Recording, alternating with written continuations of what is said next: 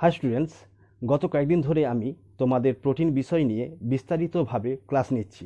এই প্রোটিন বিষয়টি part by part করে ক্লাস নিচ্ছি যাতে তোমাদের কোনো অসুবিধা না হয়। প্রথম পার্টে অ্যামাইনো অ্যাসিড, সেকেন্ড পার্টে প্রোটিন, থার্ড পার্টে nutritive value and determination of nutritive value of protein বিষয় নিয়ে পড়েছি।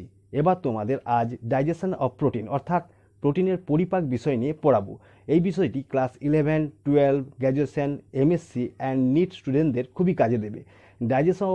ডাইজেশন অফ প্রোটিনটির পদ্ধতিটি আমি বিস্তারিতভাবে সহজ সরলভাবে আমি বোঝাবো যাতে তোমাদের কোনো অসুবিধা না হয়, এবং পড়ানোর শেষে সম্ভাব্য কয়েকটি প্রশ্ন নিয়ে আলোচনা করব। তাই ভিডিওটি শেষ পর্যন্ত দেখার চেষ্টা করো। চলো শুরু করি। ডাইজেশন অফ প্রোটিন অর্থাৎ প্রোটিনের পরিপাক পদ্ধতিটি জানতে গেলে আগে প্রোটিন পরিপাক কী, এই প্রোটিন পরিপাক কোথায় হয়, পরিপাকযোগ্য প্রোটিনগুলি কী কী, এগুলো জানতে হবে। তো প্রোটিন আমাদের দেহে অত্যন্ত প্রয়োজনীয় খাদ্য উপাদান। এটি প্রাপ্তবয়স্কদের জন্য দৈনিক 0.5 to 0.8 mg পার কেজি দৈহিক ওজন অনুযায়ী এবং শিশুদের জন্য দৈনিক 4 গ্রাম পার কেজি দৈহিক ওজন অনুযায়ী প্রয়োজন হয়। আরেকটি জিনিস জানতে হবে যে মুখবিবরে লালারসে কোনো প্রোটিওলাইটিক উৎসেচক না থাকায় প্রোটিন পরিপাক ইয়াতে ঘটে না। পাকস্থলীতে প্রোটিন পরিপাক শুরু হয়। ঠিক আছে, তো definition of digestion of protein অর্থাৎ প্রোটিন পরিপাকের সংজ্ঞা কী।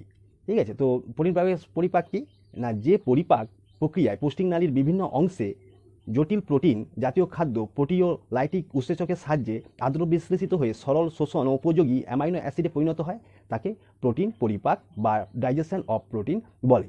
তাহলে এই পরিপাকের স্থান কোথায়, অর্থাৎ প্রোটিন পরিপাক কোথায় হয় না, সাধারণত আমাদের শরীরের মধ্যে পাকস্থলী ও ক্ষুদ্রান্তের মধ্যে হয়। পরিপাকযোগ্য প্রোটিনগুলি কী কী? 1 নম্বর বিভিন্ন প্রকারের অ্যালবুমিন ও গ্লোবিউলিন, 2 নম্বর নিউক্লিওপ্রোটিন, 3 নম্বর দুগ্ধ প্রোটিন অর্থাৎ কেসিনোজেন, 4 নম্বর কোলাজেন ও জিলাটিন, 5 নম্বর মিউসিন, 6 নম্বর ইলাস্টিন। এই প্রকার প্রোটিন জাতীয় উপাদান পরিপাক হয়। শুরু করছি প্রোটিনের পরিপাক পদ্ধতি। তো প্রোটিনের পরিপাক পদ্ধতিটি সাধারণত পাকস্থলী ও ক্ষুদ্রান্তে হয়। সেই জন্য আমি দুটি ভাগে বিভক্ত করে আমি তোমাদের প্রোটিন পরিপাক পদ্ধতিটি দেখাবো। প্রথম ভাগটি হলো পাকস্থলীতে প্রোটিনের পরিপাক, আর দ্বিতীয় ভাগটি হলো ক্ষুদ্রান্তে প্রোটিনের পরিপাক। তো পাকস্থলীতে প্রোটিনের পরিপাক কীভাবে হয় না, পাকস্থলীর মিউকাস স্তরে উপস্থিত পাকগ্রন্থির পেপটিক বা চিপকোষ থেকে ক্ষরিত পেপসিন এইচসিএলের উপস্থিতিতে প্রোটিনকে আদ্র বিশ্লেষিত করে পেপটোন এ পরিণত করে। তাহলে প্রোটিন পরিপাকে পেপসিনের ভূমিকা কী না, প্রোটিন এইচসিএলের উপস্থিতিতে অ্যাসিড মেটাপ্রোটিন তৈরি করে। আবার অ্যাসিড মেটাপ্রোটিন পেপসিনের উপস্থিতিতে প্রাইমারি প্রোটিওজে পরিণত করে। আবার পেপসিনের উপস্থিতিতে প্রাইমারি প্রোটিওজ সেকেন্ডারি প্রোটিওজে পরিণত করে। আবার সেকেন্ডারি প্রোটিওজ পেপসিনের উপস্থিতিতে পেপটোনে পরিণত করে। তো এইভাবে প্রোটিন থেকে এইচসিএলের উপস্থিতিতে এবং উৎসেচক পেপসিনের উপস্থিতিতে পেপটোনে পরিণত করছে।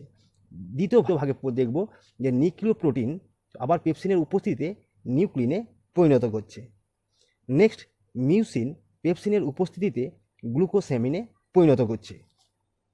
তো এইভাবেই পাকস্থলীতে প্রোটিন পরিপাক হয়। নেক্সট আসবো 2 নম্বরে ক্ষুদ্রান্তে প্রোটিন পরিপাক। তো ক্ষুদ্রান্তে প্রোটিন পরিপাকটি সাধারণত অগ্নাশয়ের উপর এবং আন্তিক রসের উপর নির্ভরশীল করে। সেই জন্য ক্ষুদ্রান্তে আন্তিক রস ও অগ্নাশয়ের ক্রিয়া প্রোটিন সম্পূর্ণরূপে পাচিত হয়ে অ্যামাইনো অ্যাসিডে পরিণত হয়। আমি এই ক্ষুদ্রান্তের প্রোটিন পরিপাকটি আমি দুটি পার্টে ভাগ করে আমি তোমাদেরকে দেখাবো। প্রথম পার্টে প্রোটিন পরিপাকে অগ্নাশয় রসের ভূমিকা, দ্বিতীয় পার্টে প্রোটিন পরিপাকে আন্তিক রসের ভূমিকা।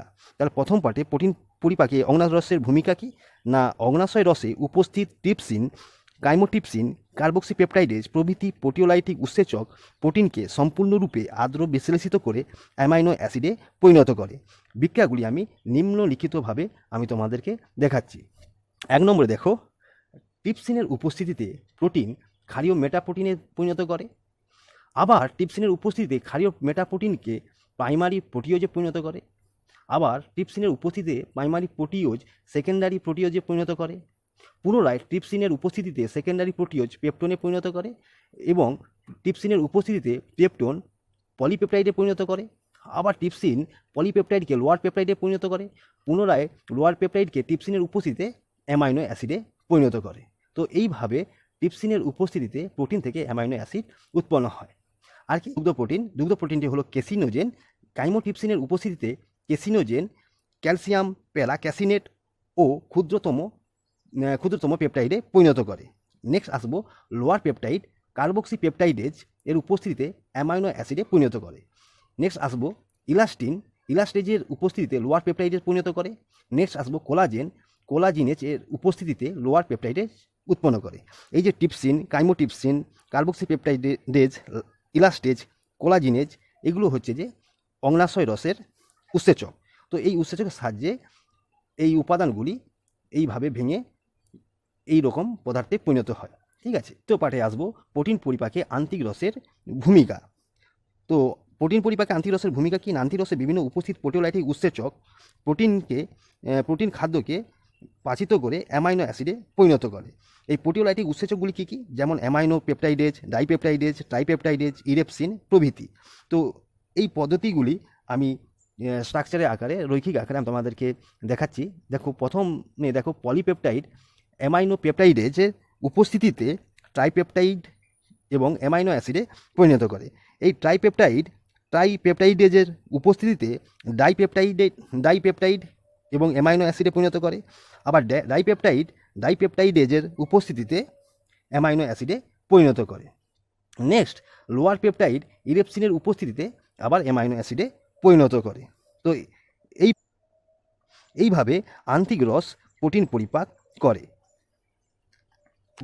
এরপর তোমাদের মানব পুষ্টিক নালীর বিভিন্ন অংশে প্রোটিন পরিপাক সারণী আকার দেখালাম।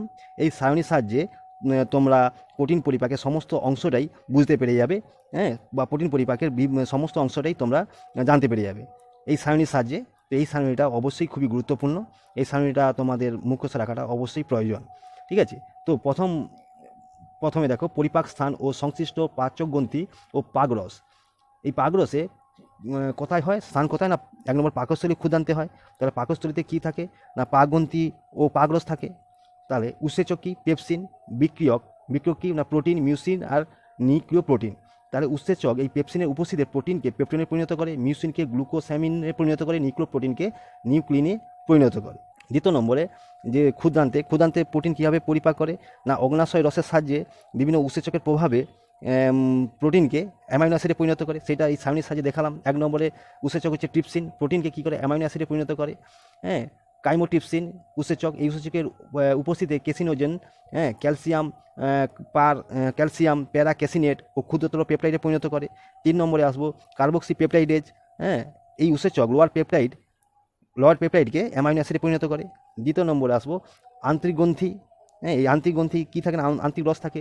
সেই আন্তরিক রসের উপস্থিতিতে, হ্যাঁ, যে উৎসেচকগুলো থাকে সেই উৎসেচকগুলি হচ্ছে যে অ্যামাইনো পেপটাইডেজ, ইরেপসিন, ডাইপেপটাইডেজ, নিউক্লিওসাইডেজ। তো এইসব উৎসেচকের উপস্থিতিতে, হ্যাঁ, যেমন বিক্রিয়ক কি? না পলিপেপটাইডকে কী করে? না পলিপেপটাইড অ্যামাইনো পেপটাইডেজ উপস্থিতিতে ট্রাইপেপটাইড ও অ্যামাইনো অ্যাসিডে পরিণত করে। আর লোয়ার পেপটাইডকে ইরেপসিনের উপস্থিতিতে অ্যামাইনো অ্যাসিডে পরিণত করে। ডাইপেপটাইডের উপস্থিতিতে অ্যামাইনো অ্যাসিডে পরিণত করে। নিউক্লিয়েজের উপস্থিতিতে নিউক্লিওটাইডে পরিণত করে। নিউক্লিওটাইডেজের উপস্থিতিতে নিউক্লিওসাইড ও ফসফেটে পরিণত করে। নিউক্লিওসাইডেজের উপস্থিতিতে পেন্টোজ শর্করা ও নাইট্রোজেন বেস তৈরি করে। তো এই হচ্ছে যে প্রোটিন পরিপাকের সারণী, সম্পূর্ণ সারণী। তো এরপর তোমাদের একটা জিনিস মাথায় রাখতে হবে যে এই পেপসিন আর ট্রিপসিন দুটো জিনিসটি কী? ঠিক আছে, এই দুটো জিনিস হলো উৎসেচক। তো অনেক সময় তোমাদের পরীক্ষায় আসে যে পেপসিন ও ট্রিপসিনের মধ্যে পার্থক্য কী।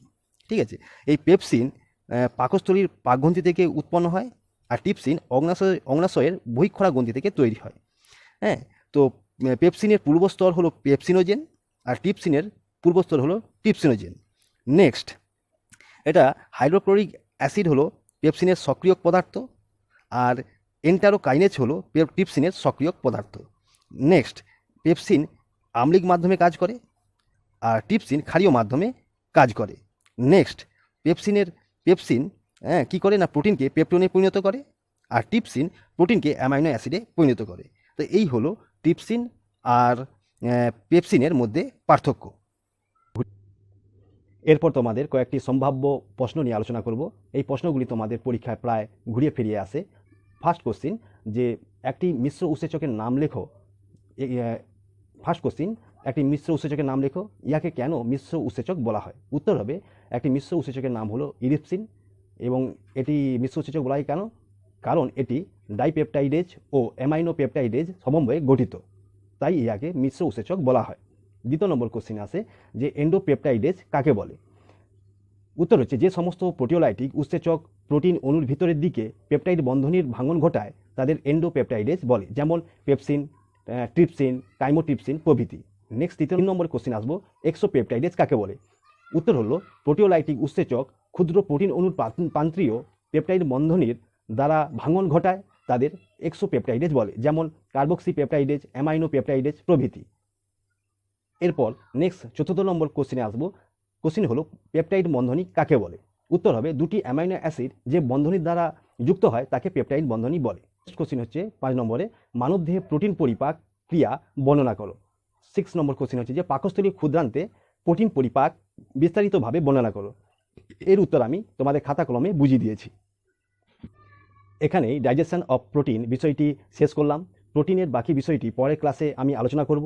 এই বিষয়টির যাদের বুঝতে অসুবিধা হচ্ছে তারা কমেন্ট করে জানাও। আই হোপ তোমাদের আমি বোঝাতে পেরেছি। এছাড়া যারা কোচিং ও ডায়েট চার্ট নিতে চাও তারা আমার সাথে যোগাযোগ করতে পারো। এই ভিডিওটির ডেসক্রিপশনে সব ডিটেলস দেওয়া আছে। ধন্যবাদ। জয় হিন্দ, বন্দে মাতরম।